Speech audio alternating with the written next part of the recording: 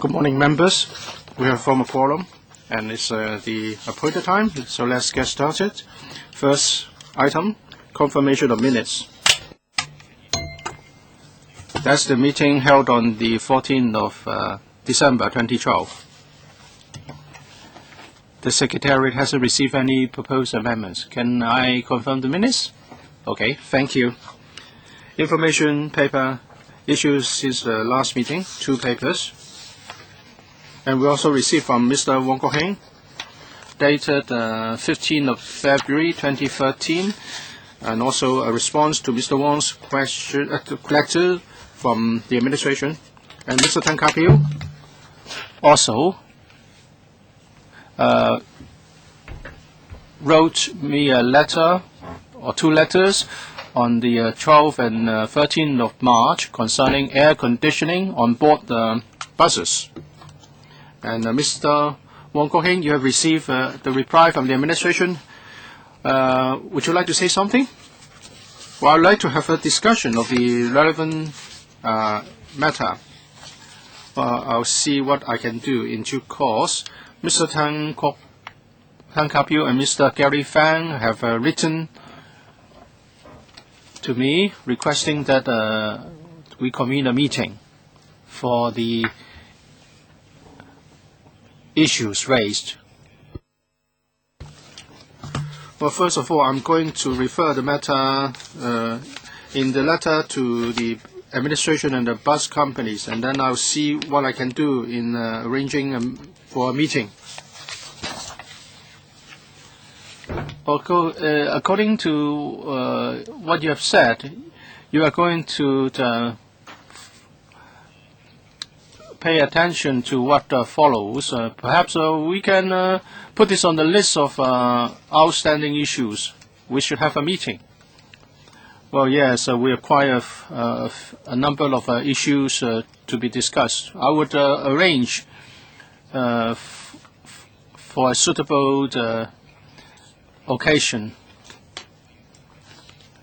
Actually, in a joint panel meeting back in December 2012, I raised this issue. So that's already on the list of outstanding issues for the manpower panel. So I just want to see things done quickly. On the 19th of April 2013, we are going to have another meeting. There are 4 proposed items. They are proposed by the administration. Since there are 4 items, so I would like to propose that we start at 10 o'clock in the morning. Please jot down the starting time. I just want to make sure that there will be sufficient time. There are the proposed items from the administration. 1, average speed camera system trial schemes. 2, Twin Moon Chalap Link construction works. 3, widening of Tolo Highway, Fanning Highway between Island House Interchange and Fanning. This is stage 2. And 4, extension of the CITIC Tower footbridge to the electrical complex, that is our building at Tama. So 4 items.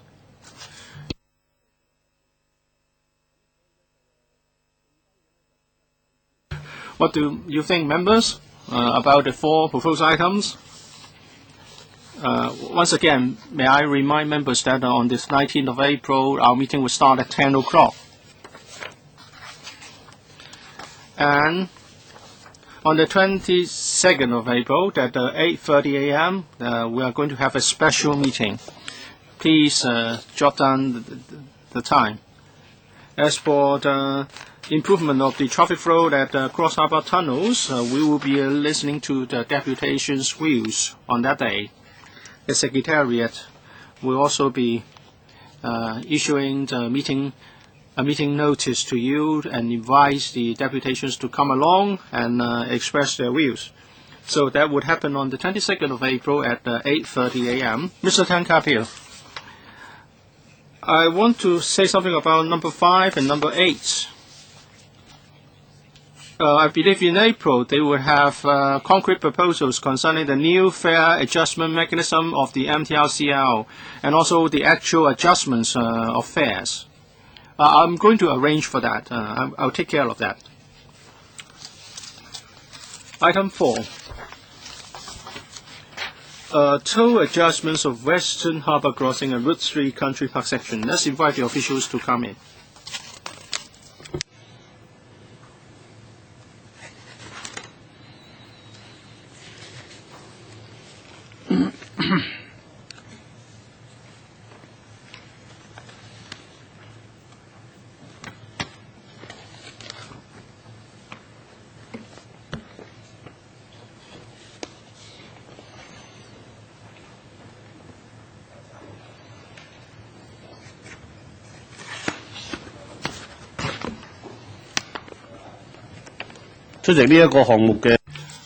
For this item, we have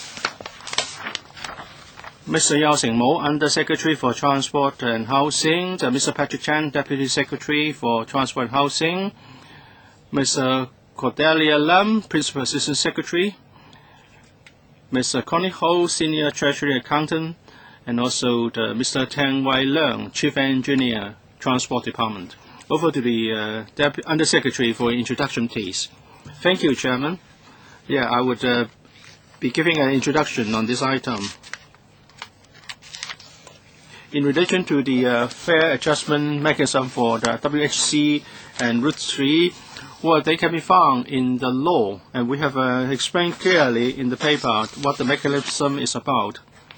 But the mechanism is very similar for the two facilities, and that is the franchisee can apply for fare increases at a specified dates on the condition that we would look at the net revenue at the end of any of the year before the specified date. And we look at the upper or the estimated net revenue. And if the franchisee's net revenue in any particular year is below the estimated net revenue, then an advance application for the fare adjustment can be made, and also to the effect additional fare adjustments. Whether it's estimated or actual, the fare adjustment, every time the adjustment made must not exceed the level specified in the law. Tolls of fares in these arrangements are the statutory tolls and fares. Since the commissioning of the two facilities, their net income that has been always below the specified net revenue, and that's why the administration would inform the franchisee that they can apply for the adjustments of tolls and fares, and that both companies in concern have applied for the adjustment to statutory fares and tolls. In theory, they can charge up to the statutory fares and tolls, but as a matter of practice, they have been providing concessions so that the actual fares and tolls are below those in the law. On the 1st of January, the franchisee, the two companies have reduced the level of concessions. Although they are making adjustments within the permissible limits of the law, we have reflected to the franchisee companies that in setting their fares and tolls, they should be mindful of the market reaction and public response. That's all from me for the time being, Chairman. Okay, members, please raise questions with reference to the paper. I don't think there's any policy involved here. And the company and the companies and the administrations have provided submissions to us. We have 5 members who would like to speak. Gary Fan, TANG Ka-piu, and a number of other members. Mr. Lo Wai Kwok, Mr. Pun Siu Pei, Mr. Albert Chan among them. Anyone else? We have quite a few items to discuss today, so everyone will be given 3 minutes. Mr. TANG Ka-piu. Thank you, Chairman. So this is an automatic adjustment. We've only got 2 officials, and no one from the tunnel company. We discussed the TANG's tunnels case a few meetings ago, and they sent someone along, but this time they don't even bother to attend our meeting. Actually, the usage, the patronage of tunnels has been on the increase. So the cross-harbor tunnel is very congested, but fares, tolls have been on the increase. While they increase their tolls, traffic flow or patronage has increased by 26%. So when will fare increases stop? When will that stop? According to WHC's letter, in 2016, the net revenue will be 2.8 billion, and it could be 3.5 billion in 2017, according to the statutory limits. So they are given a blanket approval for toll increases. Isn't it the case? Well, actually, for WHC, the toll adjustment mechanism is in the law. It's also an agreement between the tunnel company and the administration, so long as they comply with the procedure in the law, in the ordinance. As long as the estimated revenue is below the statutory limit, the administration cannot prevent their submission of an application for the toll increase or making adjustments. We do all this in accordance with the law. Are you going to buy back the tunnel in that case, so that users will no longer be at the mercy of the tunnel company? Undersecretary, we have no intention to buy back Western Harbour Crossing. There are 3 cross-harbour tunnels. Their questions, their problem is one of uneven distribution of traffic flow. Their combined capacity is sufficient to handle the cross-harbour traffic. As for how can we even out the traffic, the administration has come up with proposals for public discussion. Buying back the cross-harbour tunnel will involve spending a lot of public funds, and this move will not solve the problem all at once. The high tolls of Western Harbour Crossing is at the root of the problem of uneven distribution of traffic flow. Mr. Wong Kwok-hing, a question for the Undersecretary. Last time when we talked about how to even out the traffic flow of the 3 tunnels, I asked the Secretary to negotiate with WHC and reflect a request from the taxi union that for a return trip of a vacant taxi with no passengers, then they should be charging $10 to $15, so that the taxis on a return trip will use WHC instead of cross-harbour tunnel. Has the administration taken this up with the tunnel WHC company? This is a very clear request from the union, and the same request has also been put to the CE. And I raised this very clearly, specifically last time. What has happened so far? Well, we have taken up follow-up action. I think we are in the process of consultation. We have to collate different views collected because there are divergent views on how to deal with WHC situation. After the consultation is completed, we would further develop the options to even out the traffic flow of the 3 cross-harbor tunnels, and then we'll be able to revert with more details. What about your position about this very legitimate and reasonable request from the taxi drivers union? And that is taxis with no passengers should be offered concessionary fare as a measure to reduce or even out traffic flow. We are now in the process of listening to public views, because this is related to the issue of even out the traffic flow of the cross-harbor tunnels, and we cannot just look at this in isolation. I understand that in the small hours, the taxis are offer a concession, but the taxi drivers unions want to extend this to normal hours, normal working hours. I think the government's response is not proactive. It's being too reactive. How long are we expected to wait?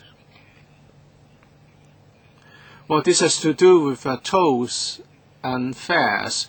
We'll have to talk to the tunnel company concerned, because if they are charging anything below the statutory limit, then maybe we have to incur public expenses. Mr. Gary Fang? Well, when the WHC ordinance was enacted, it was assumed that there will be the route from Kennedy Town to from Wan Chai to the Kennedy Town.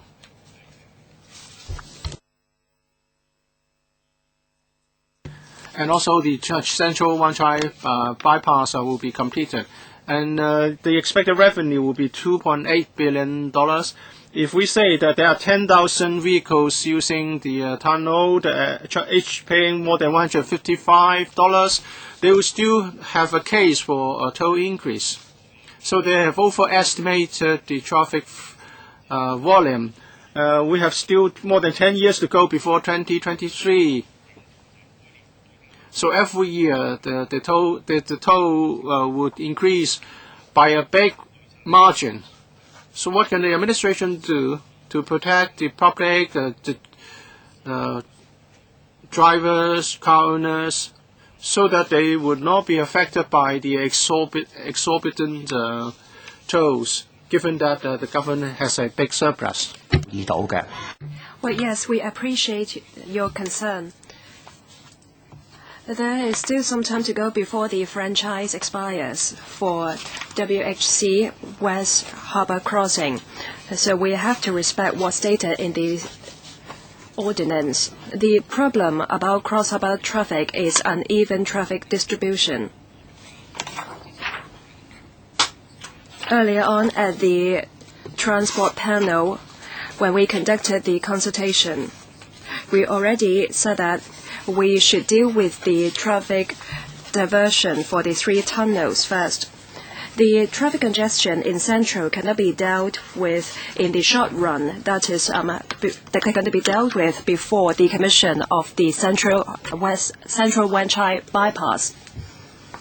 And we should first see what can be done about Cross Harbor Tunnel and East Harbor Crossing. We give it 1 year we give the new package 1 year.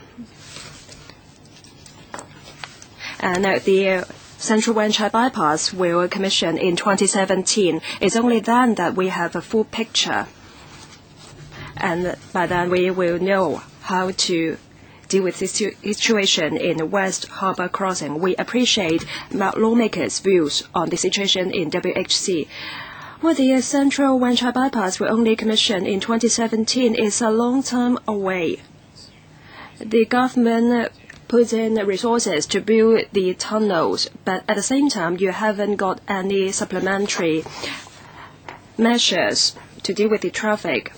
The government proposes to cut the tolls for cross-harbor tunnels and raise that for EHC, but the community has already made it clear that if you do not work on the tolls for the 3 cross-harbor tunnels, then it's hard for you to divert the traffic evenly. Mr. Lee Cheuk-yen. The Undersecretary's reply shows that the government is just helpless. Why don't you just admit it? The answer is there's nothing you can do to stop them from raising the tolls automatically. The Route 3 and also the WHC can raise the tolls automatically.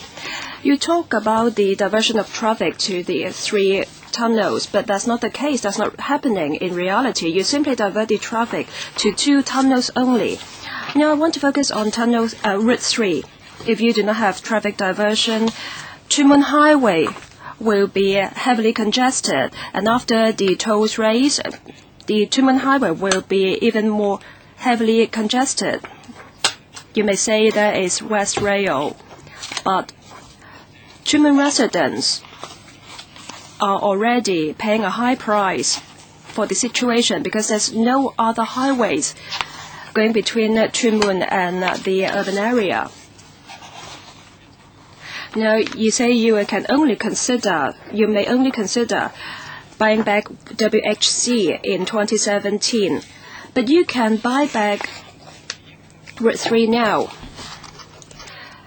The Route 3 says it still owes a loan of $2.5 billion. So it says it's not enough for them to simply make a profit of $474 million. Now, if you buy back Route 3, you can help people who are using Chunmun Highway. We are now spending a large amount to widen Chunmun Highway. Of course, we support you in this, but with the improvement there, more traffic will be diverted to the highway because there is a toll rise in Route 3. You have the resources to buy back the Route 3. It's just that you do not have the will to do so. WHC is left out because you are simply diverting traffic to 2 tunnels, so you are not addressing the congestion problem in Hong Kong Island. Let me answer in 2 parts. I'll also respond to Mr. Gary Fan's question. In terms of planning for WHC, we plan to connect it with Central Wan Chai bypass, but there was the legal proceedings concerning reclamation in Central. That's why the construction of the bypass was delayed. That's why we're left with congestion in Central. This is one of the reasons for the situation, and the economic situation after 1997 led to a mismatch in expectation and reality in terms of traffic. It's not the case that the government overestimated the situation at the beginning. Coming back to Mr. Lee Cheuk-yen's point, we understand that if you come from New Territories West, you have to rely on Chunmun Highway. We already anticipate traffic congestion along Chunmun Highway. That's why we widen the highway as a result. For New Territories motorists, they can choose to go via Chunmun Highway or a tolled tunnel. So there are sufficient choices for motorists, at least in the short term. In the long term, the situation in New Territories is not as serious as the congestion in cross-harbor traffic, so we should deal with the congestion in cross-harbor traffic first. Well, that's stupid then, because you do not propose to buy back Route 3, and people have to pay higher tolls to go via Route 3. And the congestion in Chunmun Highway is left as the same. Next, there will be lots of developments in New Territories North, and there will be a site reserved in Chunmun for logistic industry development. Even if you widen Chunmun Highway, the rise in population, the rise in development will make things worse. And in the future, there will be development in Hongshou. There is already a bottleneck in Route 3. Too many residents do not take Route 3. They rather be stuck in Chunmun Highway when coming to the urban area. At peak hours, there is heavy congestion along the highway, tailing back to Tinkau Bridge. Do you have any plans to buy back Route 3? I think you really should consider buying back the route. Coming to buying back WHC, you may not consider it.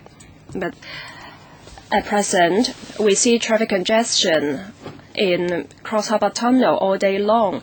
But for non-peak hours, WHC does not see traffic congestion. So can you divert traffic from the Cross Harbour Tunnel to WHC during certain hours so there will not be all day long traffic congestion along Cross Harbour Tunnel? Will you consider that, Under Secretary? Under Secretary, please. Can we introduce different tolls for non-peak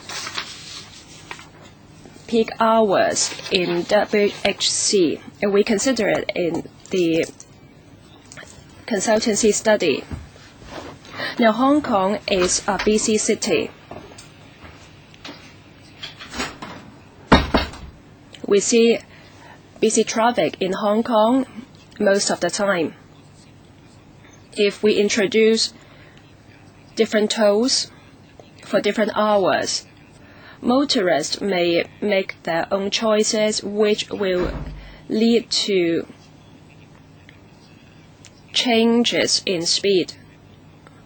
We see that already in Hong Kong in small hours, and it's also happening in other countries. We have to take this into account.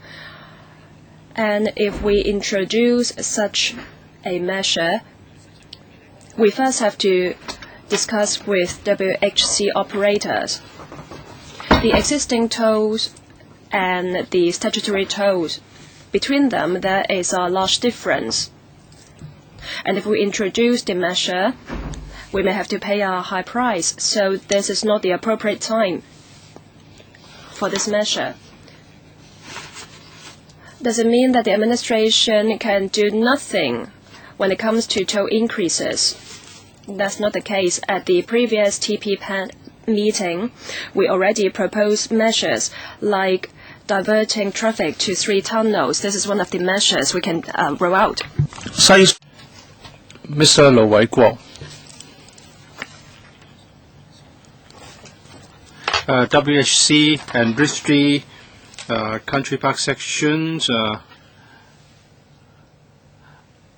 are subjects of the paper in which there is a mention of the advertising revenue. I think this is fairer.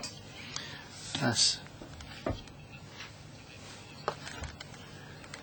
And we know that there are many advertisement panels beside the toll booths.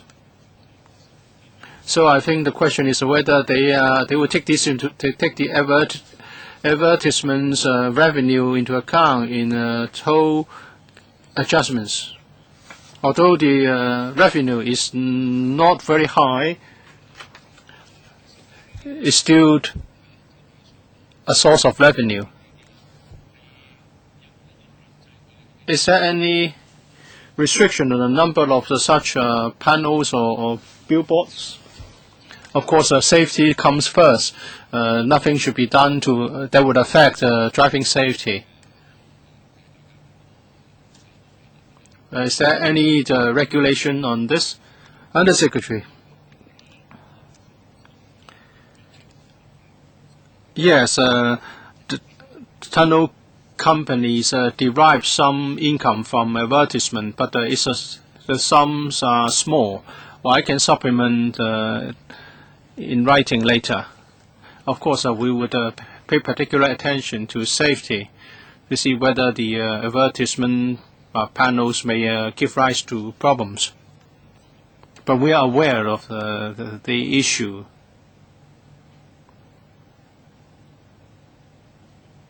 Mr. Poon Siu-ping.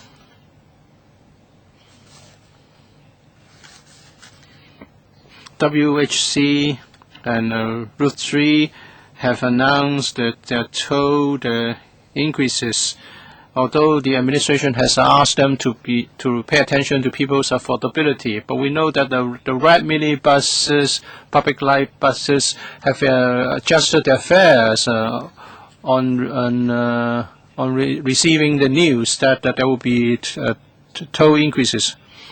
How can the administration ensure that the fares will not be affected?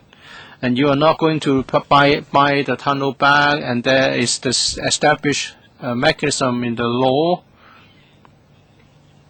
Can there be some amendments to the law to change the mechanism? So Mr. Poon's point is about fares and its the relationship with tolls. As we know that public light buses fares are not subject to statutory regulation. If the riding public cannot afford or are not prepared to pay the fares, they have other alternatives. Franchise bus fares are subject to regulation of the Transport Department. So fares will not be adjusted solely because the tolls have been adjusted. Well, there are very few alternatives, and for the red public minibuses, their fares are not regulated by law. So, as a matter of fact, the riding public, the general public, are affected by fare increases. Are there other measures that the administration can adopt to mitigate the impact? If the mini light buses increase their fares, of course there will be an impact on the public. But for the MTRC and franchise buses and other GMB services, their fares are regulated, and they will not be able to adjust their fares immediately after the toll increases. And there are other mechanisms to handle the fare adjustments of other modes of public transport. Mr. Albert Chen. Well, I regret that the Secretary is not here personally. Ms. Eva Chang used to be much more hands-on, and perhaps the current Secretary is not familiar with transport issues, and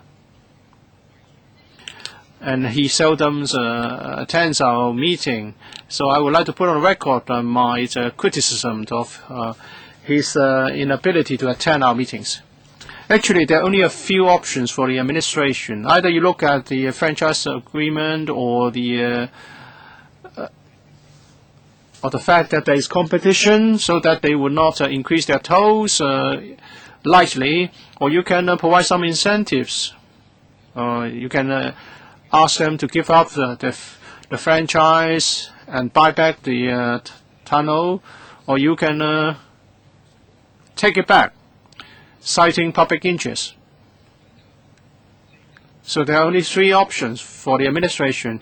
Incentive has not worked for a long time, and show of force is not an option for a weak government. And you can only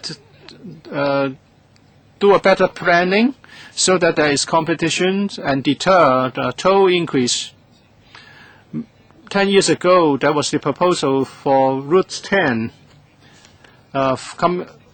connecting Yunlong, Qinglongtao, Tuen Mun, and North Lantau Expressway. The government would be building this road, this route. But DAB objected to the construction of Route 10. As a result, the benefits were reaped by Route 3, and Tuen Mun residents suffer. And now Route 3 can increase their tolls as they like. So I strongly condemn those political parties who supported or who objected to Route 10, just like the case of the link. And now Tuen Mun residents are suffering from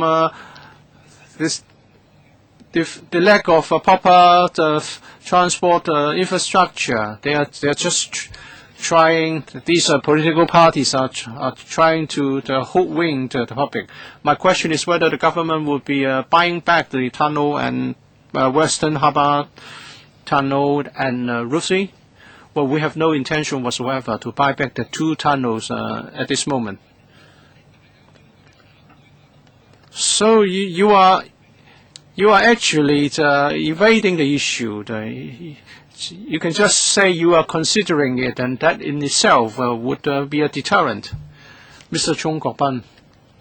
Well, we are talking about tolls or the per meter tolls and actual tolls. For example, the statutory tolls can be as high as 150, but actual toll is just 50 for private cars. As for public light buses, the statutory limit is 170, the actual toll is 60. So all of a sudden, or at any time they like, they can adjust the tolls up to the statutory limits. Is that the case? Undersecretary, as I've explained,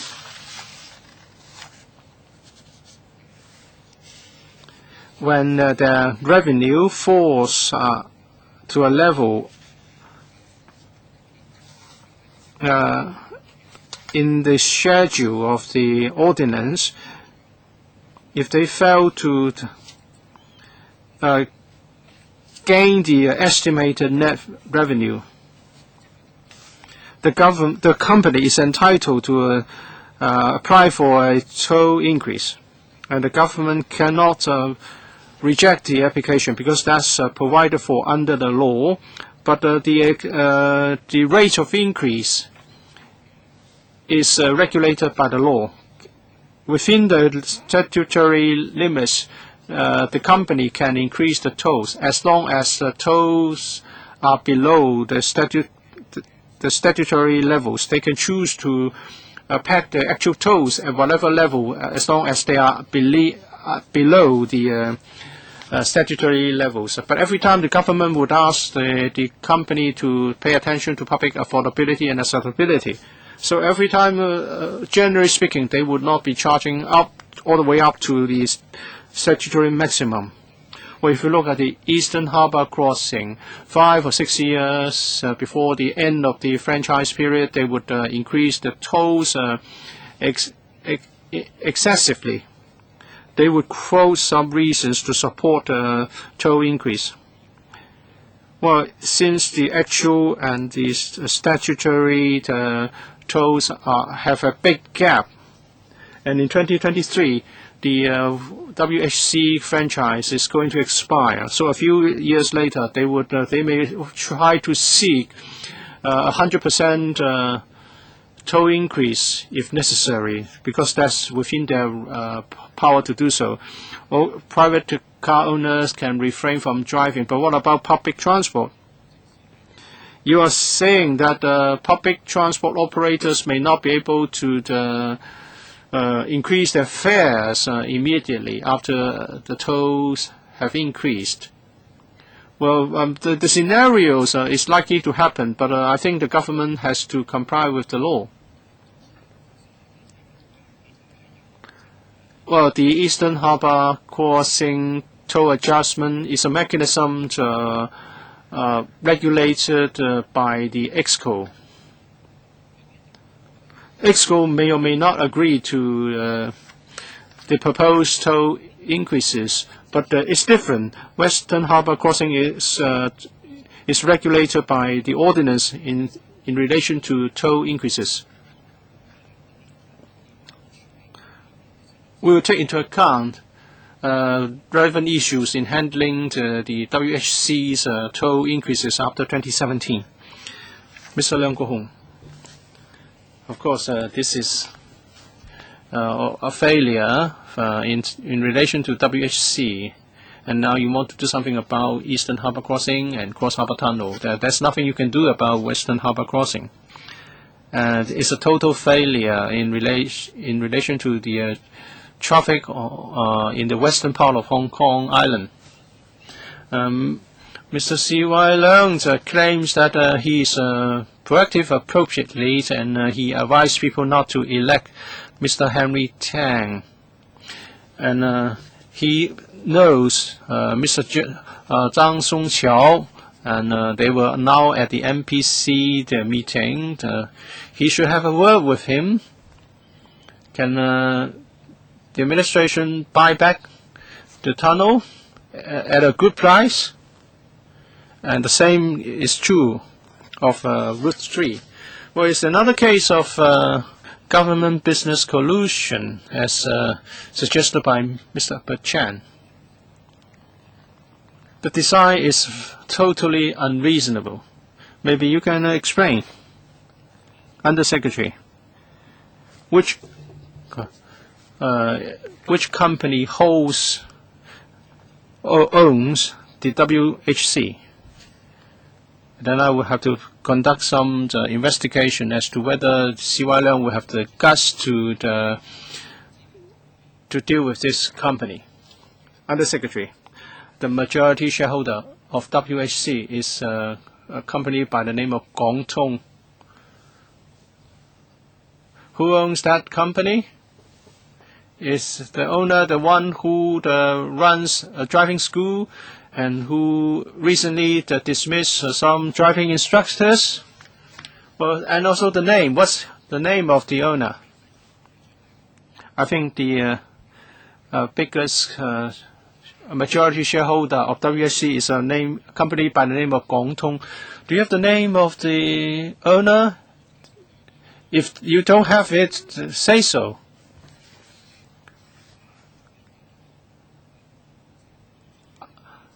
I don't have any information on the shareholders of this company, but I don't have any information on the shareholders with me. Is that really that you don't know? I think we are talking about information in the public domain. Well, forget it. Mr. C.Y. Leung doesn't have the guts to offend the major shareholders. I wanted to say something about Route 10. Well, at that time, the alignment of the proposed Route 10 would be parallel to that of Route 3. And actually, Route 3's capacity has not been reached at this moment. So at that time, we thought that there would be environmental protection issues, and there was no point to resume other people's land to build a parallel route. And the utilization of Route 3 now vindicates our viewpoint. All right, I think we should wrap up our discussion on this item. I would like to thank the Undersecretary for his attendance. We move on to the next item. Let's invite the officials to join us.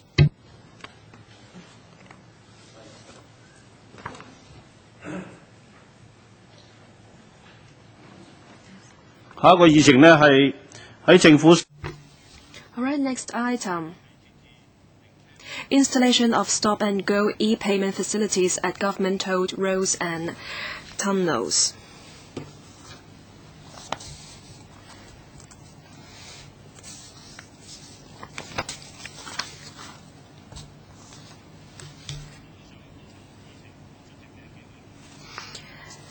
Government officials with us at the previous item are still with us, and we also have Mr. Albert So, Assistant Commissioner, Manage and Paratransit Transport Department, Mr. Michael Ng, Principal Transport Officer from Transport Department, and Mr. Chen Xingchun, Chief Engineer from the EMSD.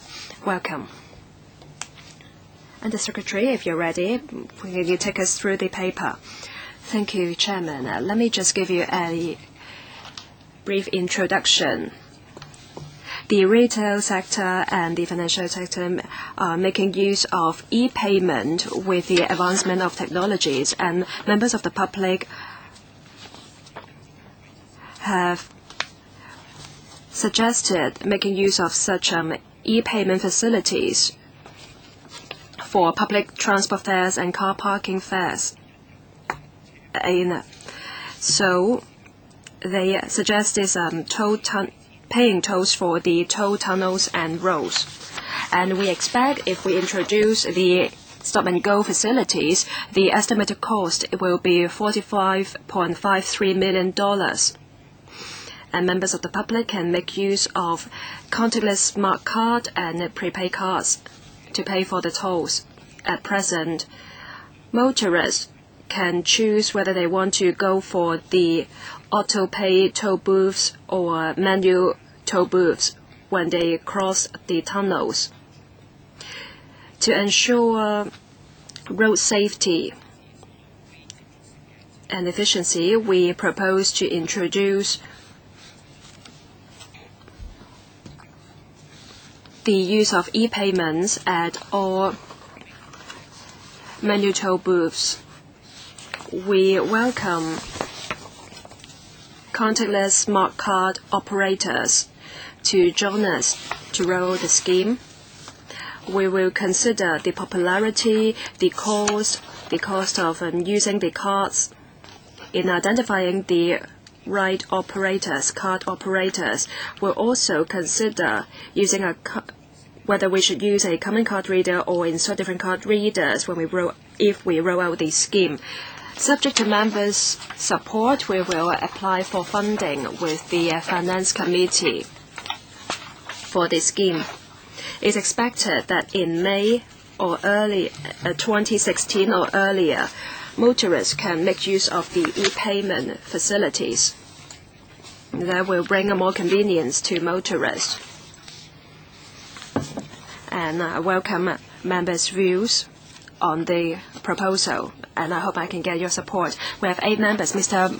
Charles Mok, Mr. Wong Kwok-hing, Poon Siu-ping, Leung Kwok-hong, Tang Ka-piu, Ms. Elizabeth Kwok, and 1 more member. 4 minutes for each.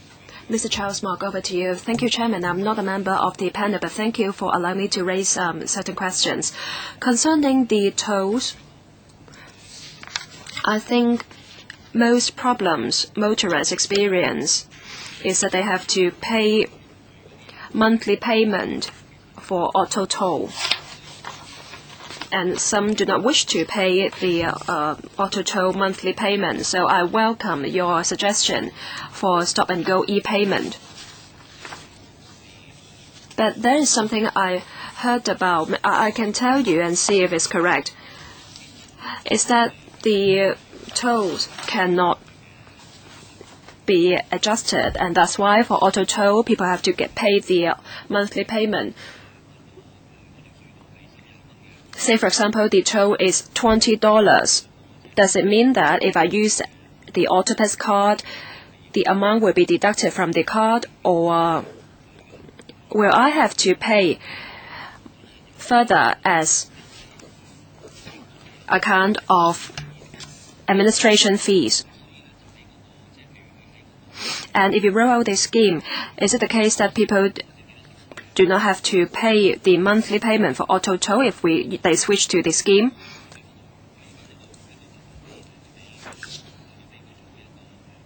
Or will there be other ways to deal with it?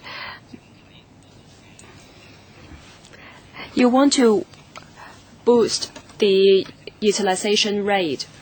So can you tell me if there is any service charge? Because from the paper, I do not see any mentioning of that.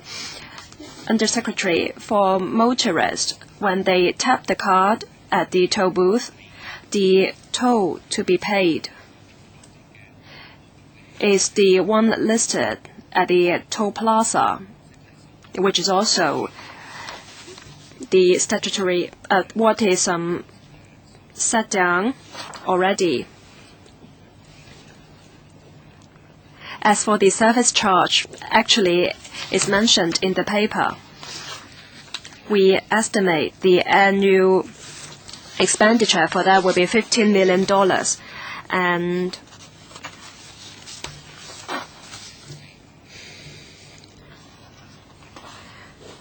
is a user pay approach. It's through this approach that we collect the cost. So that actually is the service charge. Does it mean that the charge will be handed over to will be paid or is paid to the card operators? Is a kind of service charge to these companies, is it right? Actually, the charge is not from the motorists or the users. Actually, the government pays the service charge.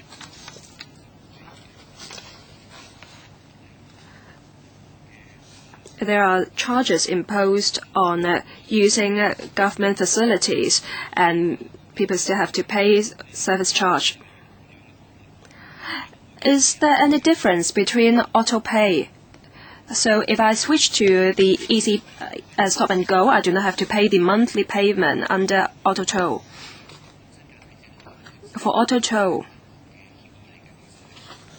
it's a kind of agreement between the operators and the users. So they actually charge the users for the service. But auto toll is faster. I think you should encourage people to use this approach. If you can take away the monthly payment, then people will use auto toll more, and other people will use stop and go as well. Next. Well, there is this table about the usage rate of auto toll. The usage rate is 40% in 2010, and in CHT. And some people see there is a long queue in auto toll booth, so they will switch to the manual booth. For one direction, there are 8 lanes, and there are 3 lanes for auto tolls, and the remaining 5 are manned manually. There is 1 lane on the right and 2 on the left for the auto toll lanes. People cannot use the one in the farthest right. So people are crowded to the lanes on the left. So I think the usage rate is not 40%, is higher. Next, you roll out the stop and go scheme, so people will save time. There are 3 ways to pay for the tolls: cash and e-payment, and also auto toll. Is there any reason why you have to introduce more ways of payment? There is a service charge to auto toll. A member already raised this issue. At present, Autopass card, actually. Now, in fact, is a 1% service charge, and it's now paid by the card user, the taxpayers, and is in line with the user pay approach. In para 14, you said the part of the operating cost of the toll tunnels and roads, they will be taken into account in setting the toll charges for those tolled tunnels and roads in future. But some tunnel users will be paying for those who are not using the new scheme. So does it mean that it's not fair? If you see a low usage rate, what will you do? When you take the MTR station, you see there is a long queue because sometimes people have to fumble to find the card for payment in going through the gate. In the future, will you see this? And in the future, for stop and go, if the card value runs out, will there be any delays in the queue? The drivers will still have to stop to pay, and you still have to pay for the maintenance of the roads. There is no change in the mode of operation, and we still left with the same emission problems. So what's new about this? You say that the new scheme will save time, but I raised doubt about it. It seems that you are paying the card operators money. Is it worthwhile? Does it deserve our support then? Thank you for all the questions raised. In terms of time, people do not have to spend time on change, so time is saved actually, and motorists will have more choices. They can choose whether to pay by card or by cash. Many drivers pay tolls using card, or they do so when they pay for the parking. With this new scheme, we're actually offering more choices to the motorists and road users. In fact, from district councillors and from lawmakers, we understand there is such an aspiration in the community. What about if the value of the card runs out? Now, the scheme will be rolled out in a manual booth, so they can top up the cards immediately by cash. Mr. Wong Kwok-hing, Per 9 says that you will identify the right operators. You will consider the service charge and also the popularity of their cards and the equipment cost. Can you give me some clarification? You mentioned these three factors that you will consider. Are there any possibilities that you are allowing, say, for example, Octopus card, which is rather popular, to gain from the scheme? Some card operators make up a large share in the market. For the smaller card operators, they may not stand to benefit. The selection process cannot benefit the public, and it's not a competitive mechanism. This is my first question. And from the three factors you mentioned here, have you got any measures to protect privacy? In the past, there were issues, there were news that some card operators, card companies, made use of personal data to make profit for themselves. How can you make sure this will not happen again? So this is my second question. Two questions altogether.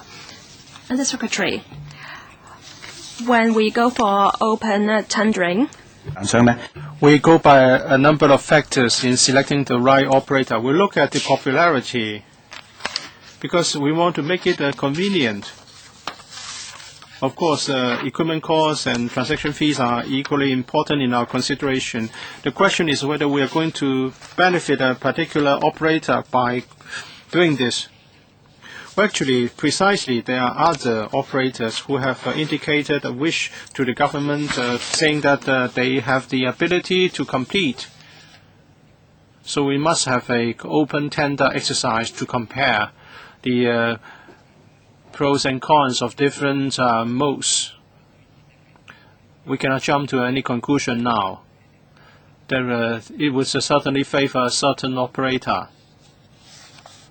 As to how we can protect privacy, 2 to 3 years ago, an operator was found to have misused personal data, and subsequently we have amended the law to provide better safeguards. And in the market, there has been great improvement in the collection of personal data and how to use the data. In our selection process, we would also consider how the operator would protect privacy and prevent misuse of personal data. Chairman, there are more than 20 million Octopus cards issued.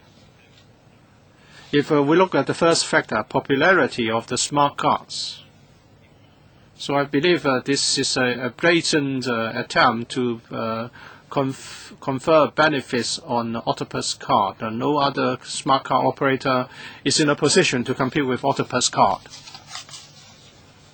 Well, in terms of a requirement of the tender exercise, we want the technology to be inclusive.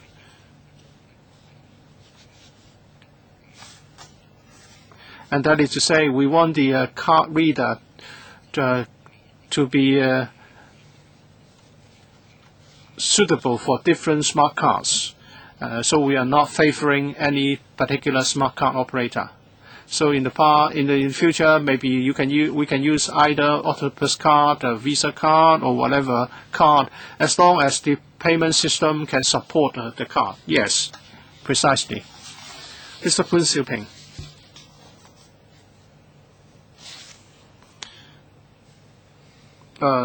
The Undersecretary has told us the merits of non-contact smart cards.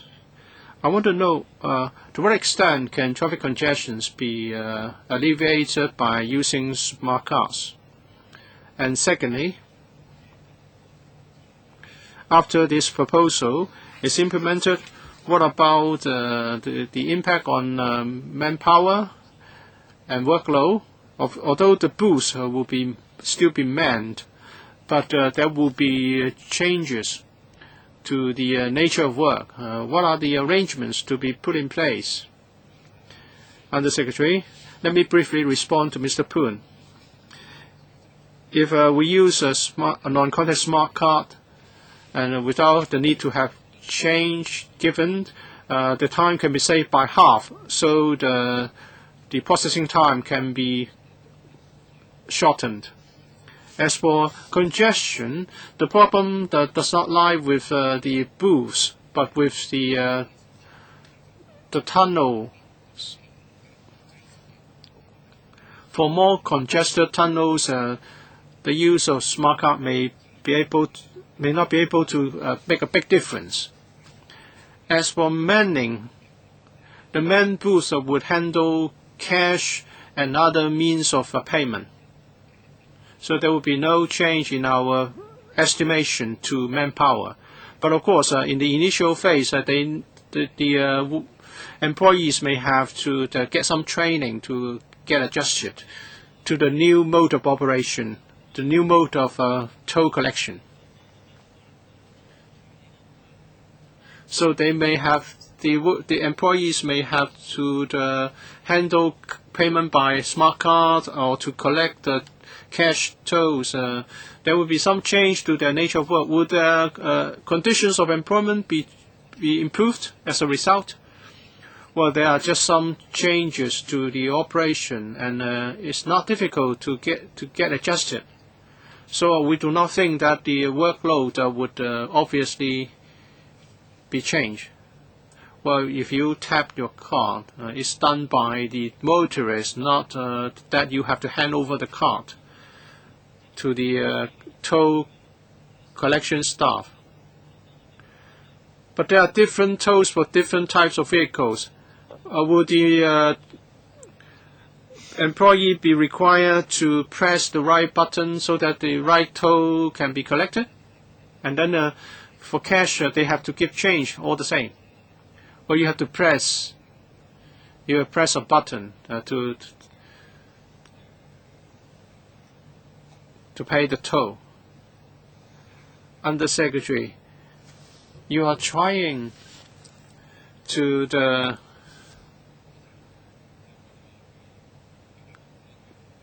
tell us that it's going to be a fair game, but what about the economies of scale? You are trying to suggest that it may not go to Octopus card. Who created Octopus card? Why is it that you are so nice to them? You are trying to give them money,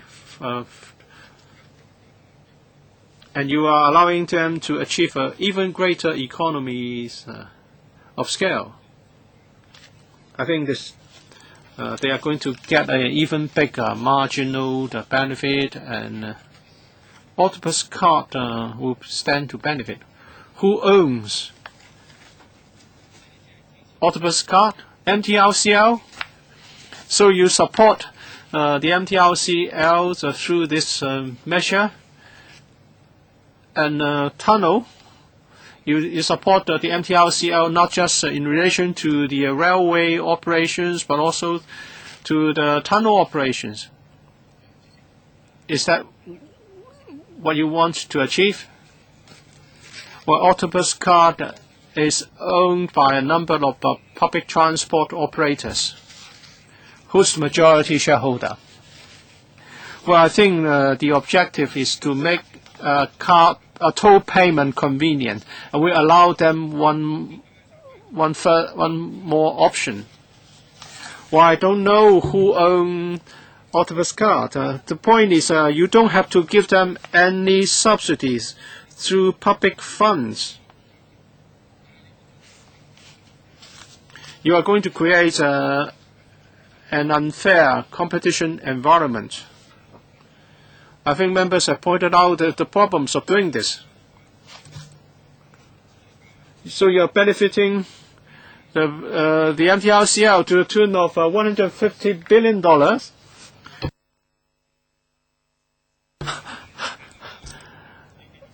Well, why don't you do away with the payment of $15 million? Or installing the system and maintaining the system would attract a service charge or transaction charge. The government or any other parties using such a system will have to pay for the service. If we install such equipment for the use of the public, we will have to pay the costs all the same. As for the actual costs, we have to wait until we receive the tenders.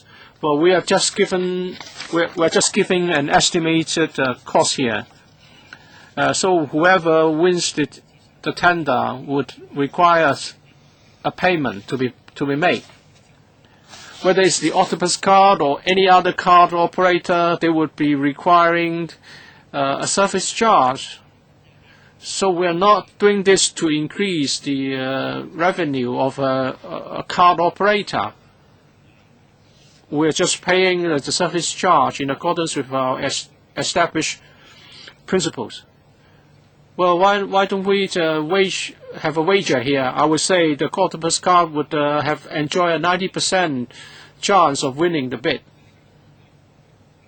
You are lying to this council, or you are trying to tell something which is not quite true here.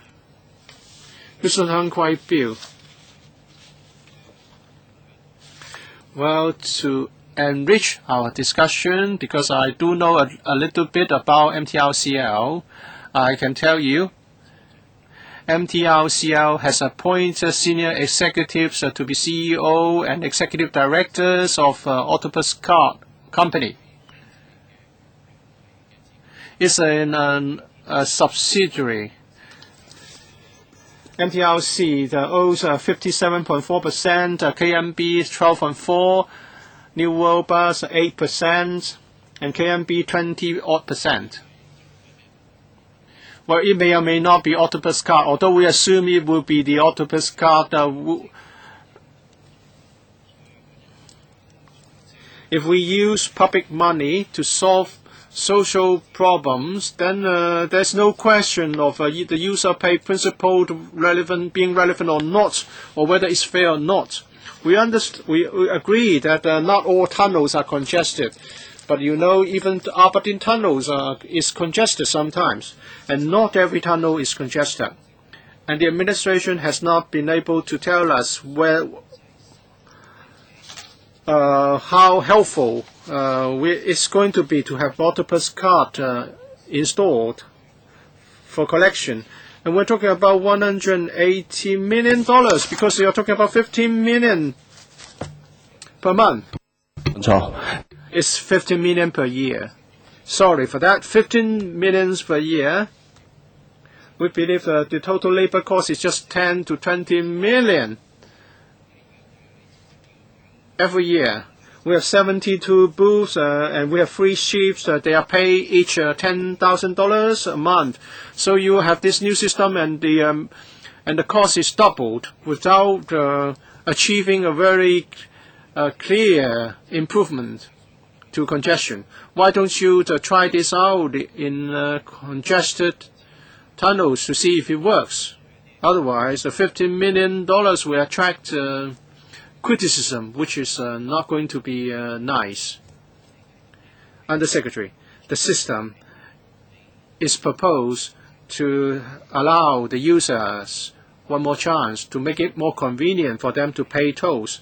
It's not to alleviate traffic congestion at tunnels. It's going to be helpful in shortening the time of passing through the toll booths, but it's not going to be very helpful in reducing traffic congestion. As we have explained, we are now going to consider the operators so that they would come up with proposals that would allow for different smart cards to be used. The winner in the tender exercise may not be a particular company which members think would be. Why not try it out in 1 or 2 tunnels and then extend the system to other tunnels later? What would be the difference? Why do you have to do this for all the 72 booths? Well, these are all owned by governments. The booths are owned by the government. Experience tells us that this would make it more convenient for motorists. So we believe it's reasonable to provide the service in one go. Mr. Tang, well, I don't have anything more to add, but I just hope that you will do more to avoid accusations of this nature. Mr. Elizabeth Kwok, many people have been complaining about congested tunnels. But many people are deterred from using auto toll because of the administrative fees. So people have been asking for one more alternative to pay tolls. So we welcome this proposal from the government. But I want to clarify a few points here. Can the administration tell us once again? You told us a figure just then that using this new stop-and-go, the non-contact smart card system, the time spent will be saved by to the tune of 50%. Is that what you said? Can you explain how this is calculated? Can we really see congestion relieved in our tunnels?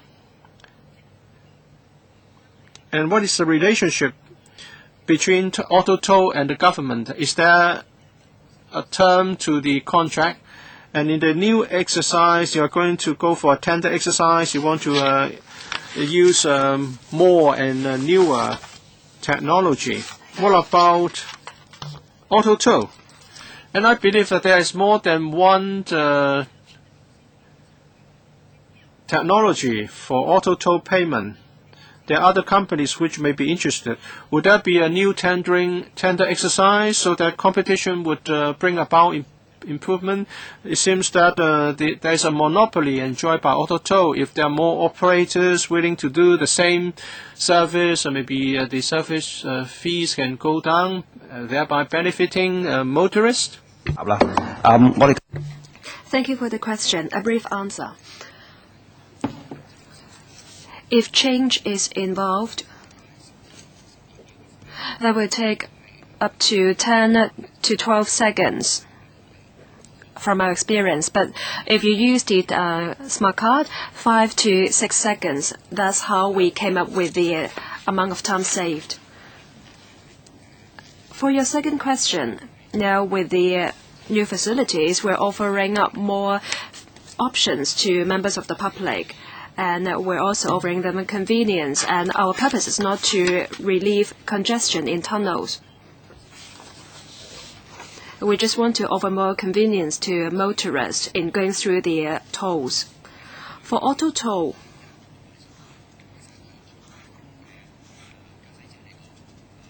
in fact, they have disagreement with the users in charging them, so that the users do not have to stop at the toll plaza to pay for the toll, and this is not related to the government at all. Well, I have follow-up questions. At present, there are certain lines for auto-toll payment at the tunnels. How can you say the government is not related to auto-toll? Does it mean that any companies can ask you to give them some lanes and so they can roll out their own facilities for the motorists? Does it mean that when a company raises this application, you will allocate lanes to them? If there are such applications, we will consider the package to see whether the motorists can be convenienced. And we also have to ensure there will not be any safety issues, and our minds are open. I support the stop-and-go e-payment facilities. At present, people pay and there is change. With this new proposal, you are offering more options. But I don't think you can address the congestion in the heavily congested tunnels. Right, it's not the case that because people line up at the toll plaza, it leads to traffic congestion. The congestion is already happening in the tunnels. Now, you mention the annual expenditure and various factors to the scheme, for example, the depreciation. But will you also look at the operators of the tunnels? It seems to me that they do not stand to gain, so I'm quite worried that the recurrent expenditure will in fact offer the tunnel operators reasons to raise tolls. I don't think that there is no cost involved. Well, one of the restaurants I patron also introduced the smart card payment. It's very convenient. If you're a motorist, you may know that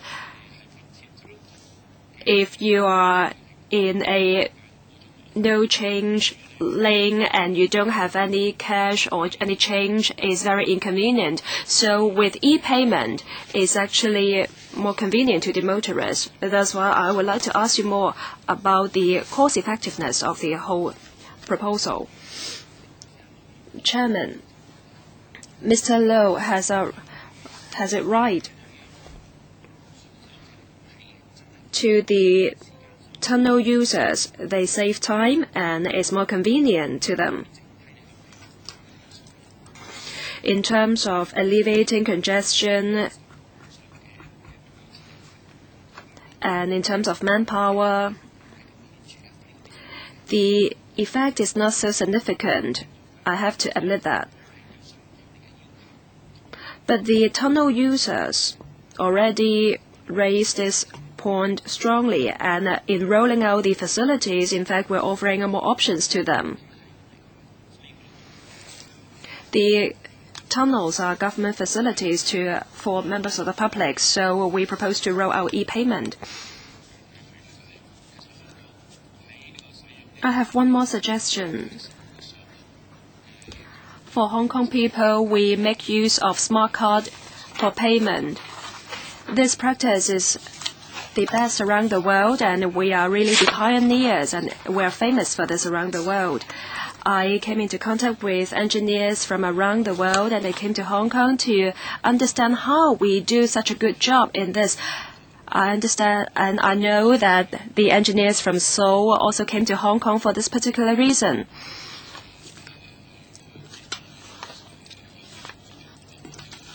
I don't think we have to doubt the effectiveness of this, and as I've told you, even a cha chan ting, a restaurant, already introduced this method, so I think we should promote it more. Mr. Kwok-hing, Chairman, I just want to raise two questions about the logic behind this. It's not the case that there is no cost to you, but it's difficult for us to oppose to e-payment because everyone thinks it's more convenient. Now, first of all, we have to see whether it's fair. Where you're going to pay, you estimate the cost will be $45 million and above, and there's an annual expenditure of $15 million. If you can alleviate the congestion, to pay the small amount is worthwhile. But this is special because Undersecretary already said that the congestion will not be alleviated. It's just that you can provide more convenience to the motorists. I find it strange. Secondly, you already have auto toll, and the motorists pay a fixed amount every month to the auto toll operators. There is a cost to every kind of e-payment, and you are paying the winner of the bid in the future. Whichever company wins the bid, and the company will get $15 million every year to provide for their cost, but the users still have to pay. Well, yes, you may say that the public will find it more convenient to use it, but you pay the card companies for this, be it Visa, PayPass, or the Master card. I don't think there is any logic behind this. This is strange. You pay the cost for some users, but if people do not opt for the e-payment, you do not pay the cost for these people. For auto toll users, when the tunnel is not congested, in fact, it's faster for these users to go through the toll plaza when compared to those using the manned booths. And using e-payment will be even faster.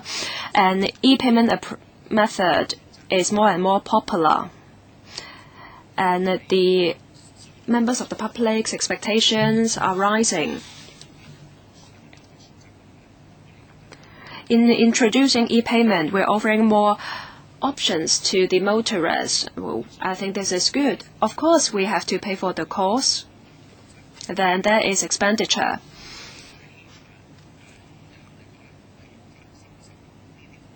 And the toll will be charged so as to reflect the cost recovery principle behind. That will be covered by the toll payment from the tunnel users. But that's even more baffling.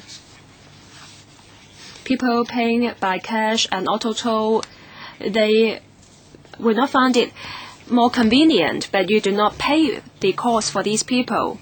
If you want to pay the cost, are you going to pay for the cost borne by the auto toll users? Auto toll users pay dozens of dollars per month. They may not mind the amount, but can you also pay for the cost borne by the auto toll users so as to make it fairer? Can you reply to that? Chairman, for auto toll, the existing arrangement is one between the company and the auto toll users. People may not opt for auto toll, that's their choice. But e-payment, stop and go, may benefit lots of members of the public because many people already have the smart cards. Under these circumstances, with this, we're offering more options to the motorist. I'm not sure whether he understands me. Any further questions? If not, I have certain views about the stop-and-go facilities. Using smart card for payment is more and more popular in our community.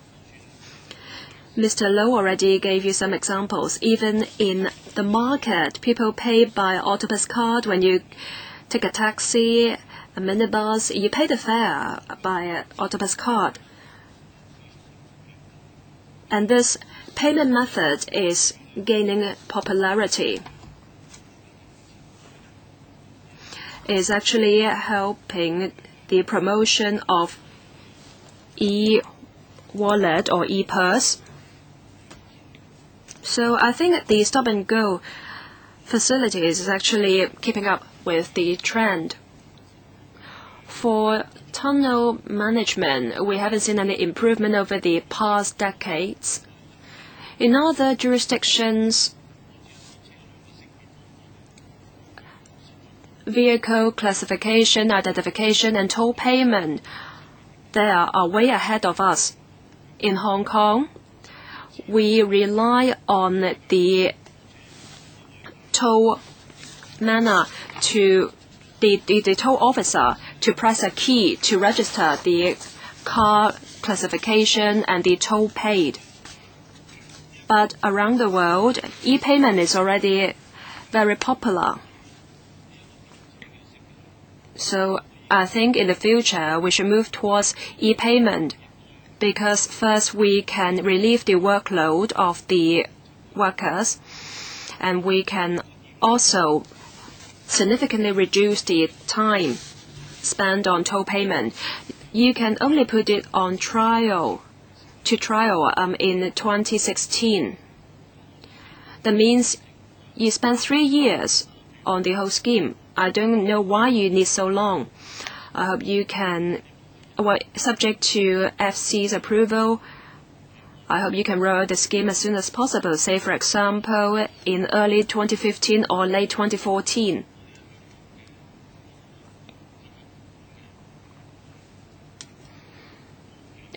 Now in Hong Kong, the smart card payment technology can enable you to roll out the stop-and-go facilities very soon. So please speed things up.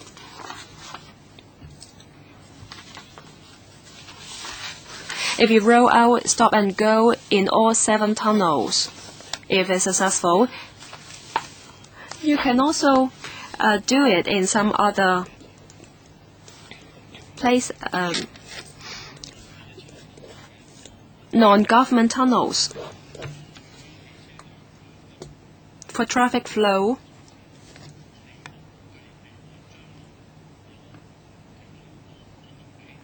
say for example, a quarter of the motorists make use of stop-and-go. The cost you're proposing, in fact, should be quite lower than the cost you're proposing. Say, for example, just 10 cents.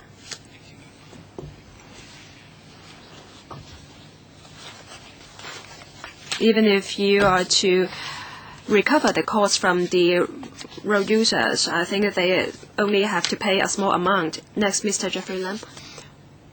Yes, I support the stop-and-go method. You offer more choices to members of the public in paying toll. I think it's good. So how do you decide which tunnels should have this? Because auto toll users cannot use all the lanes. So there's sometimes a competition for the use of some lanes.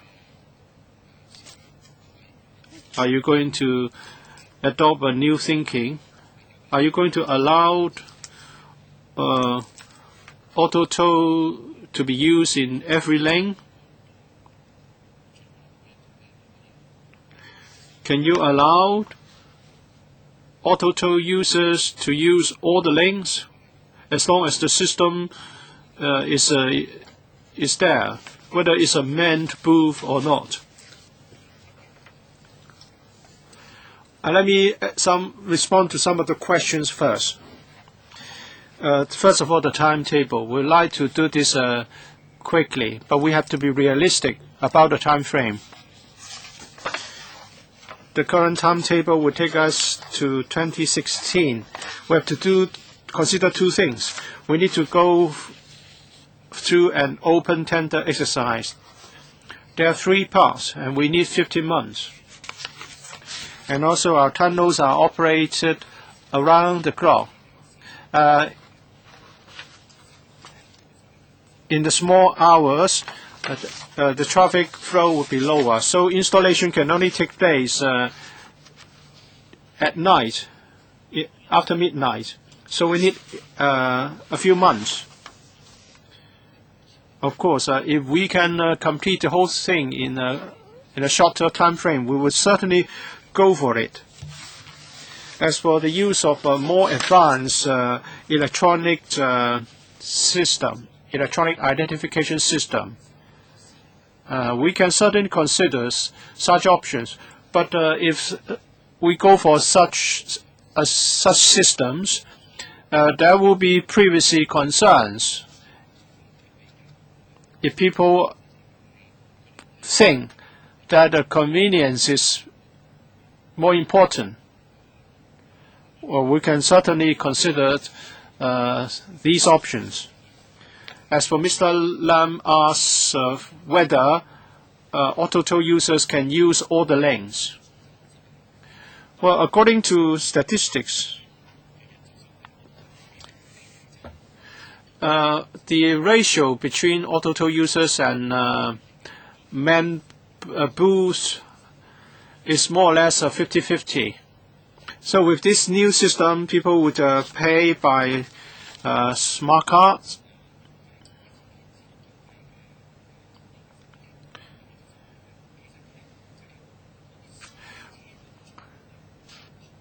And the speed of vehicles will be different if it's a manual to both rather than an auto-tow lane. So in considering the number of lanes for auto-tow, we'll have to look at the usage and also the safety issues. Mr. Lam, I think this is precisely a safety issue. It would be dangerous if you only make a choice when you are very close to a booth. So you have to be careful in installing the system. I think you can also consider Mr. Lam's proposal. The question is whether auto-tow company is willing to install more systems, more equipment there. If every lane is equipped with auto-tow equipment, then they will have to provide more. All right, I think that's all for this item. I would like to thank the Undersecretary and his colleagues for their attendance. Members, do we support the government's proposal to submit this plan to the PWSC and the FC? Okay. We move on to the next item, reprovisioning of Yamate Police Station.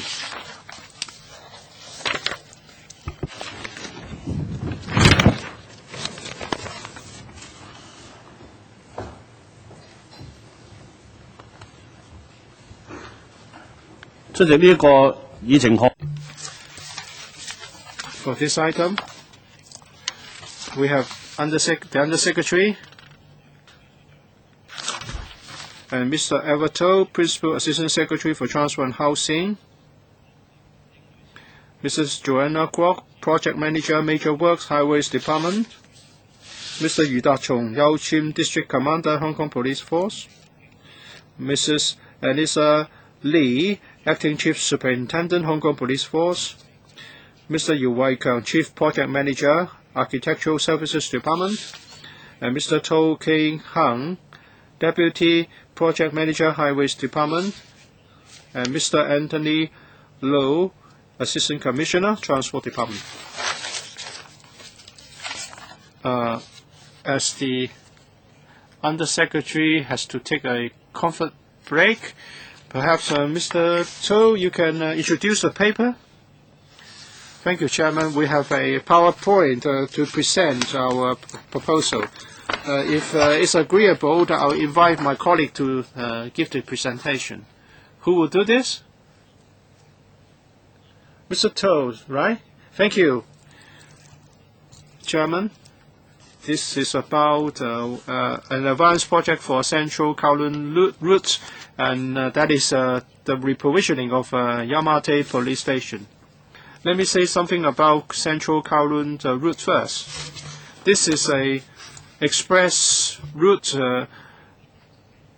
going through Central Kowloon.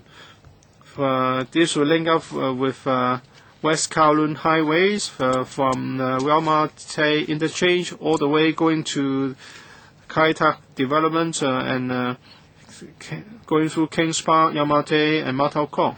There will also be a tunnel of about 3.9 kilometers long at Kowloon Bay. Well, this is going to be an alternative express route for Central Kowloon, because at present all the east to west routes are suffering from certain degrees of congestions. So sometimes there's a tailback affecting the major trunk roads, and other areas are also affected. So the Central Kowloon route will provide an alternative express route. With the commissioning, we believe it would take only 5 minutes to go from east to west in Kowloon. And there will be a saving of 20 to 30 minutes. Returning to Yamate Police Station. Why do we have to reprovision this police station because of the Central Kowloon route? Well, it's because the Central Kowloon route would pass through the location where the current Yamate Police Station is, while the CKR is being constructed. The new wing of the police station will be affected to the extent of 1/3 of the building structure. So the car park there would have to be sealed off during construction, and the police station cannot function properly during the construction period. So we need to reprovision the police station first before we can start the CKR project. We know Yamate Police Station, the new and the old wings are Class 2, the heritage building. The alignment can avoid the old wing altogether, but the tunnel would take up 1/3 of the old wing land surface. So we need to strengthen the old wing before we can start our work. And then we are consulting the public concerning the use of these heritage buildings after the commissioning of the West Kowloon or Central Kowloon route. I'll ask my colleagues to say more about the reprovisioning. Well, the police station will be relocated from Public Square Street to the Yao Cheung Road. This is where the new police station will be. It's near the Gascoigne Road flyover.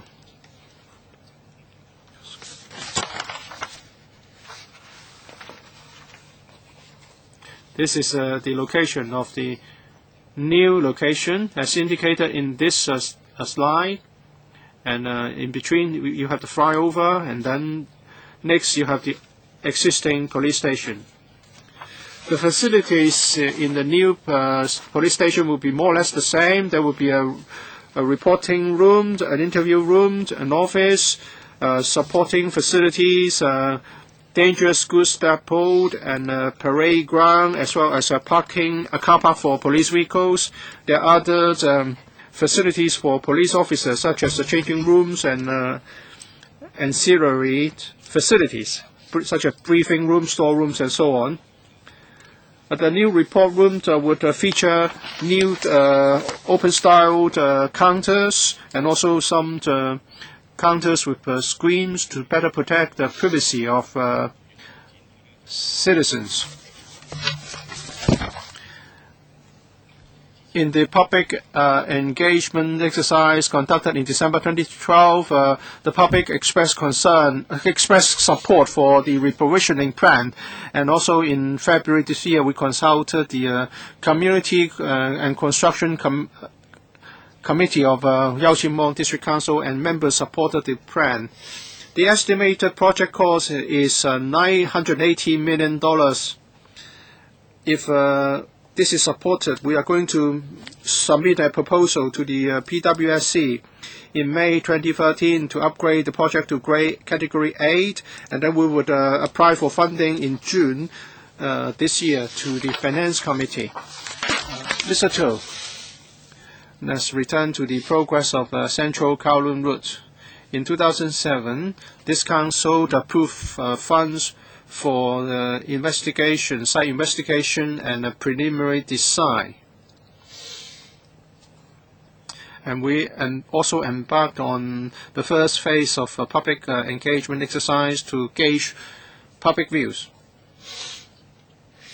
While the preliminary design was being carried out, we came back to brief members on 2 occasions, that is in May 2008 and February 2009 respectively. The preliminary design was completed in 2010, and in June 2011 we embarked on the detailed design and also worked out the construction arrangements. And in 2012 a lot of progress was made, and that was the second phase of public engagement exercise, and we consulted the public again. If everything goes on smoothly, we believe the major works can be completed the major works can start in 2015. And there was a media briefing on the 5th of December concerning the arrangement for the CKR. There were focus meetings and roving exhibitions and public forums. We also consulted the Harbourfront Commission as well as relevant district councils, including Yaoqing District Council, Kwun Tong District Council, Wong Tai Sin District Council, and Kowloon City District Council. The messages we received during the second phase of public engagement exercise are that in May the public support the construction of the Central Kowloon route, and they believe it would be useful in alleviating congestion, and they hope the work could start soon. And they also support the various environmental improvement measures to support the project, and reprovisioning arrangements for social facilities were generally supported. And the general public also support the idea of a temporary reclamation in Kowloon Bay. And if the funding for the reprovisioning of the police station is approved, we'll start works in June 2013. And the reprovisioning can be completed in the first quarter of 2016. In the second phase of public engagement exercise, we collected many valuable comments, and we would further improve the design of the Central Kowloon route and related projects based on views received. 4 members would like to ask questions. Mr. Poon Siu Ping. Our time will take us all the way to 12:45. I'm prepared to extend the meeting by 15 minutes if necessary. And members, a reminder, we're here to talk about the reprovisioning of Yamate police stations. Members may want to touch on the alignment of Central Kowloon routes and other related proposals, but I do hope that members will be focused. We should focus on the reprovisioning of the police station, because the officials here today may not be able to satisfy your request for information on the Central Kowloon route. there will be other occasions whereby we can invite other officials to explain on the progress of Central Kowloon route. 可能都會涉及一啲利。The reprovisioning of the police station may touch upon the issue of conflict of interest. So if there is any direct or indirect pecuniary interest, then you have to declare such interest. All right, 5 members raise their hands. Ms. Wong Kwok-hing, Mr. Helena Wong, Ms. Elizabeth Cord, and Ms. Siu Ping, and 1 more member. All right, I'll draw a line here. 4 minutes to each. Mr. Wong Kwok-hing. Chairman, I support the reprovisioning of the Yomate police station. What I'm concerned about is that at present, the police station is a structure where people have collective memories. Many movies were set there. In para 8 of the paper, there is a sentence that makes me worry. The construction of CKR will occupy the existing Yomate police station. Now, I want to ask you some questions about this. At present, in fact, the police station is rated a declared monument, as said in para 16.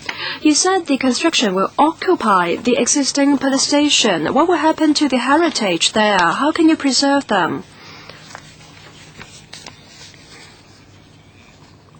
The administration really must preserve the police station, the Yomate police station. Can you explain to me what do you mean by occupy the police station? I'll give a brief reply and then Highways Department can supplement. We completely appreciate the value of the police station as a declared monument. Yes, there will be construction, but we will attach great importance. We will take it seriously in preserving the new wing. In fact, we are not making use of the new and old wings, and I'll defer to my colleague to give you a further answer on that. From the slide, members may notice that the old wing will not be affected at all. It's just that for the new wing, part of it will be affected because the tunnel or the route will pass right next to it. Well, the affected areas are just the kitchen, the laundrette, and also the parking area. They are not a really significant area. We're talking about the parking space, really. And these ancillary facilities will be demolished. Part of the new wing will be affected. In fact, we will do some consolidation work so that we can ensure structurally it's safe. What we mean by occupy is that means you're not going to do something inside the building, not inside the new and old wings, right? Correct. Well, in fact, for new wing, we have to consolidate the structure. We do have to enter the building to do the works. That means only the workers will go into the police station, but nothing will be damaged. That means the existing structures or the existing heritage will not be affected. We will not enter the new old wing. It's just that we have to conduct consolidation works in the new wing, and the workers may have to go inside. Thank you for the clarification. Ms. Helena Wong. I'm not a member of the panel, but residents in Kowloon West are affected by the construction of CKR, and they pass on lots of views to me. Mrs. Kwok, I'm sure you know that there was a focus group meeting on the 22nd of February, and over 200 residents from To Kwa Wan attended the meeting. There, they oppose to the construction of CKR. because when you designed or planned for the construction in 2007, they were not consulted. It's only at the end of December last year that they were informed about this. For the various newsletters you issued, they only received the 26th, 27th newsletters. They were not informed about this matter before that. And you know about their strong views, their worries at the meeting. I was there at the meeting, and so were you. And I'm sure you know that no one at the meeting support the construction of CKR. They raised so many issues which have not been addressed by you. First of all, they are worried, very worried, that in To Kwa Wan, the buildings are, the roads or the land are acquired, and there are 19 buildings that are over 30 years old and 3 buildings over 59 years old. Now, these buildings are not exactly strong in terms of structure, so they are worried about the blasting you're going to conduct. They are worried about the safety and the safety of the building. These have been raised by me and the residents. They said you have to give them more information about the rock layer. And you should let them know the extent of impact of these buildings. Now, on that day, you said the buildings are rather safe and there would not be any safety issue. But the residents are still worried because they haven't got hold of the information I've just talked about. They would also like to have written guarantees. Will you hire independent consultants to assess the impact of these 37 buildings which may be affected? Will you conduct investigation on this, and will you consider giving compensation? Will you take up the building insurance in the future? And if there are any safety problems, how will you go about the compensation? The residents do not have any of such information. They would like you to give them some written guarantees. They are also worried about the future sale of the buildings, and they're worried about the value of the buildings because there is going to be a tunnel going past under the buildings.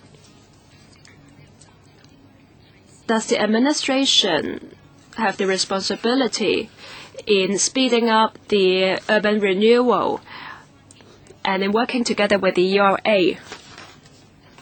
From the paper, it seems that you say most people support you and they are fine with it. I think you simply ignore these strong opposition. I have all the signatures of residents who oppose to the construction. If you want them, I can always submit them to you. I just have one last point to make.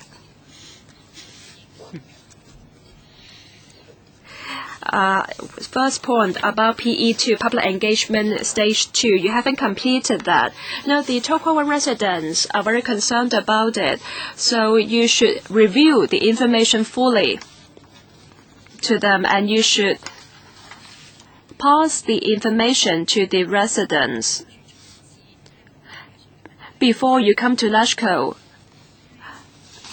to discuss the reprovisioning of the police station. There are clinics and libraries next to the police station. They will be reprovisioned, but not the car park. We're talking about over 300 parking spaces here. If they cannot answer or reply to me here, may I get written reply? Please give Ms. Wong a written reply to all the questions she raised. I'm sure most of them are about the residents' worries. Next, Mr. Hon WONG Kwok. I want to follow up on the points made by Ms. Wong.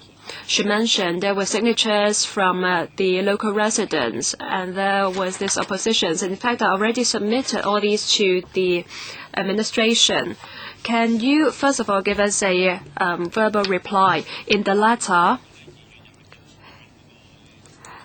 The focus meeting on the 22nd of February is included, and building safety is not covered at the meeting.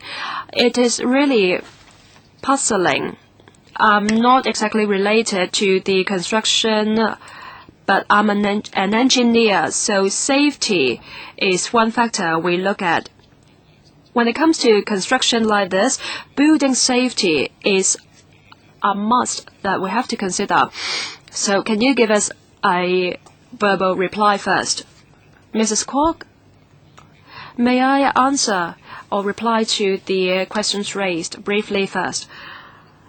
When constructing railway and highways, we come across such situations. We understand that local residents are especially worried about such facilities passing under their buildings, and we have to have long dialogue with them, and we also have sufficient information for them, but it takes time to explain things to them.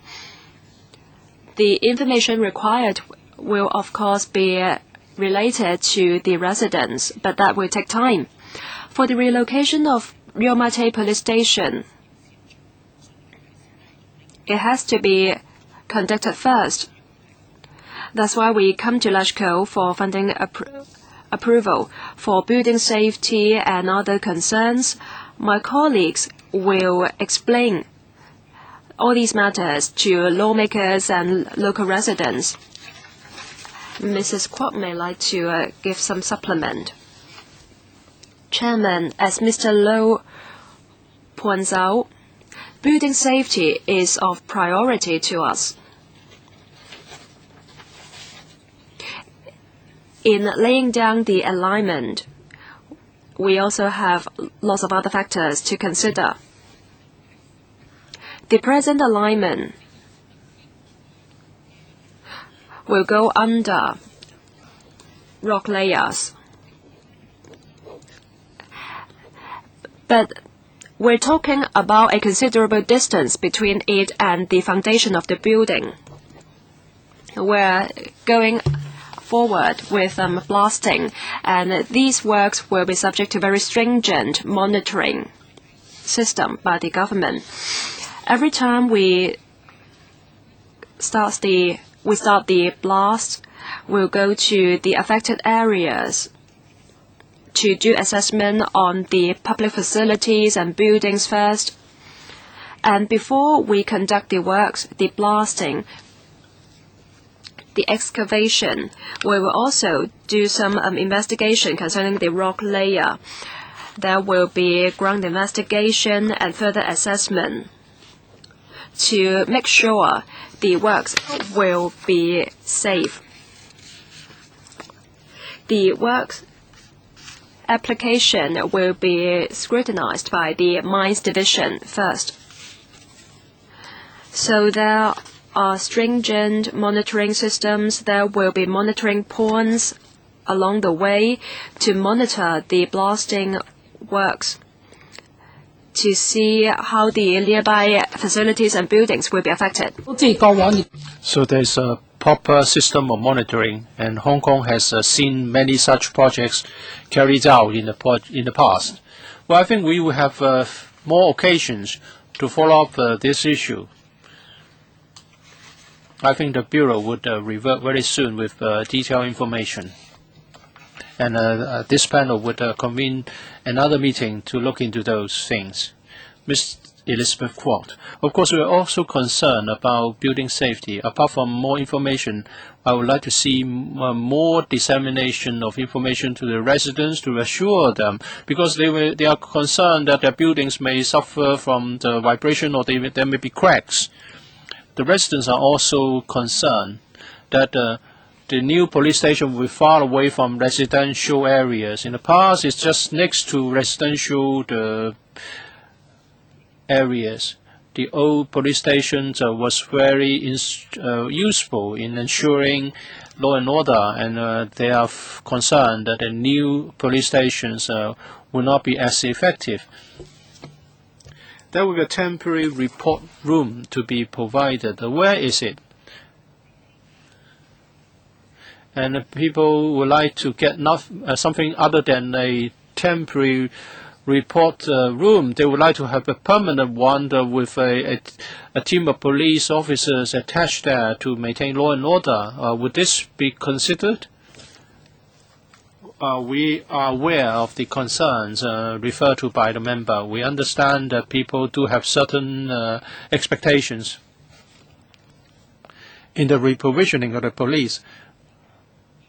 We would provide some arrangements so that people living in the older districts would be able to report crime and to get police support when needed. We'll come up with appropriate measures to respond to their requests.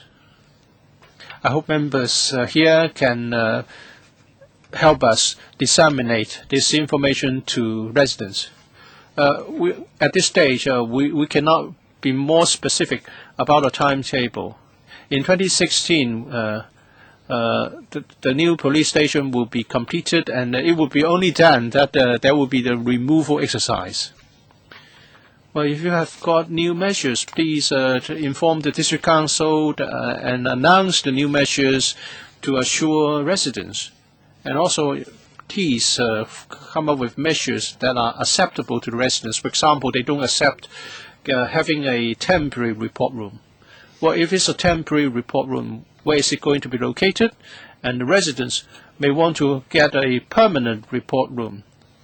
Maybe Yaojin Police districts should consider the ways and means to respond. Well, we will consider all these proposals. We are willing to sit down and talk to residents. Mr. Poon Siu-ping, I agree that we can discuss the concerns of residents later on another occasion. Now we're talking about the reprovisioning of the police station. I want to get some more accurate information. You are going to retain the old wing, and theoretically the new wing will also be retained, only that the kitchen will be demolished. And also the laundry room will be demolished. And in 2016, the new police station will be ready, and would it be up and running in 2016? Well, the timetable is correct. As for the impact of the project, I will ask my colleague to elaborate on what is meant by the impact. The tunnel of the CKR will pass through a small corner of the police station. There will be excavation, and therefore we need to do some underpinning of the affected structure, some consolidation to provide additional support before excavation can start. There should be no structural implications, and there will be no impact to the facilities there. You're saying that after underpinning, the old wing and the new wing will still be there? You're not going to demolish a part of it? No, there will be no impact to the old wing, except that the laundry room and the kitchen will be gone.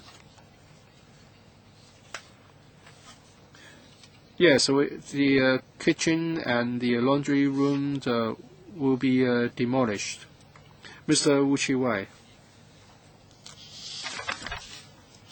concerning the reprovisioning of Yamate Police Station, I want to get something clear with the administration.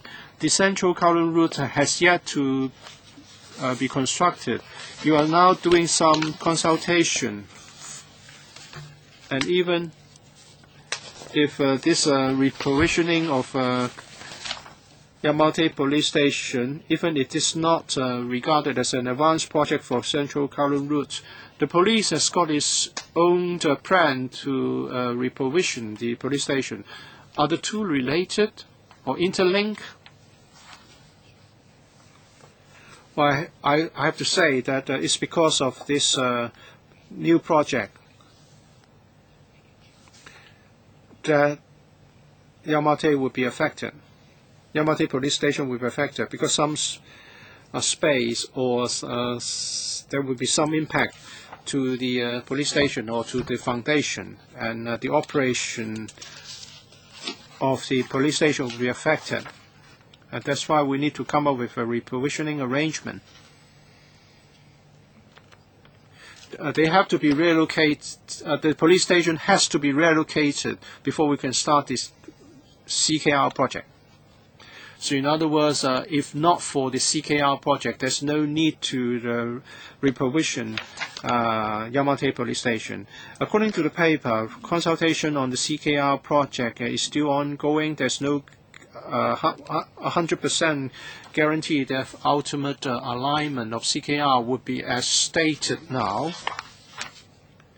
Maybe a more appropriate approach is to wait until the stage 2 of public engagement exercise is finalized before you proceed to reprovisioning. Of course, we have considered this point.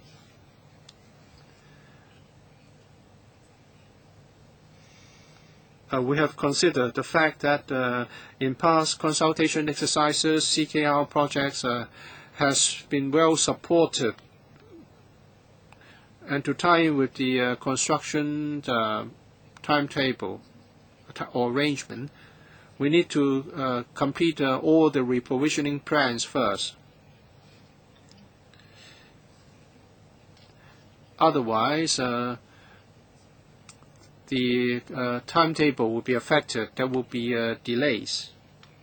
That may not be in the interest of our community. As for the alignment, people have not expressed very strong views, but of course there are views concerning the provision of parking space and what more can be done to handle noise. So they are really about improvements and refinement rather than objection to the project itself. So we believe that reprovisioning this particular police stations should not give rise to major problems. My question is, when are you going to announce the results of the stage 2 of public engagement? I'm talking about the procedure. Procedurally speaking, we have to make sure that everything is ready before we proceed to reprovisioning the projects related to this CKR project, because other people would accuse you of presenting a fait accompli by doing bits and pieces in advance of the May project.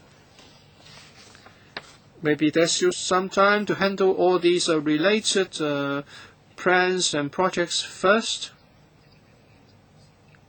Generally speaking, the overall alignment has won the general support in the community. And the government is determined on having this CKR. And we also respond to public views that we should embark with the project quickly. As for the other issues, I'll ask Mrs. Kwok to explain. The CKR project has been around for many years. If we look at electrical records, actually back in 1998, we already presented this CKR project in the council, and different options, different alignments were tabled for discussion, and there were changes along the way. In early 2007, we came here to apply for funding approval for investigation and preliminary design.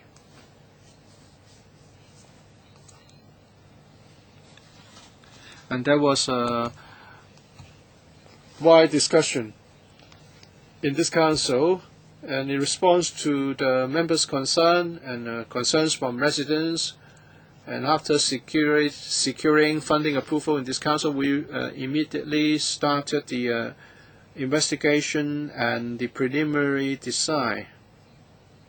From 2007 to 2009, within the 2-year period, we conducted a very comprehensive public engagement exercise stage 1. There were public forums, focus group discussions, and outreach group discussions involving a large number of residents. And during that period, we also came back to report to the Council. According to the record, in 2008, we came back to LegCo to report on the chosen alignment. And we also briefed members on the consultation.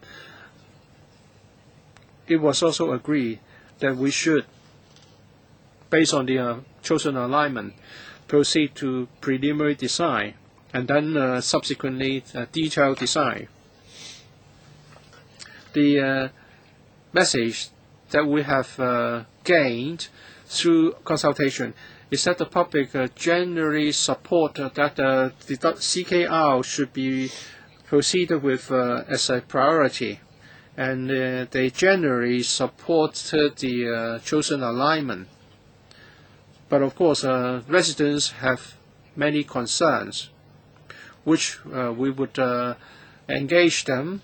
For which we will engage them, and we'll spend time to engage with the residents. CKR is a major, a big project, and the time frame is going to be a lengthy one. In the second stage of phase 2 of the public engagement exercise, we are going to consult the residents over the detailed design. Well, we will be discussing the CKR project in due course. We will be talking about the public concerns, the possible difficulties that will be encountered during construction. Well, we have reached the ending time of our meeting, so I would wrap up our discussion here. So, members, do you agree that the administration should present the proposal to the PWSC and then to the FC? Chairman, I've asked a number of times when they are going to complete this phase 2 of public engagement, and whether there will be any time allowed for adjustment to be made. When would the phase 2 of the public engagement exercise be completed? Well, we started the phase 2 of the exercise in December. There have been a lot of communication with the public. When would it end? I think in the third quarter. It would end in the third quarter. And we would look into the views received. It's hoped that we can report back to the district councils in the third quarter of this year.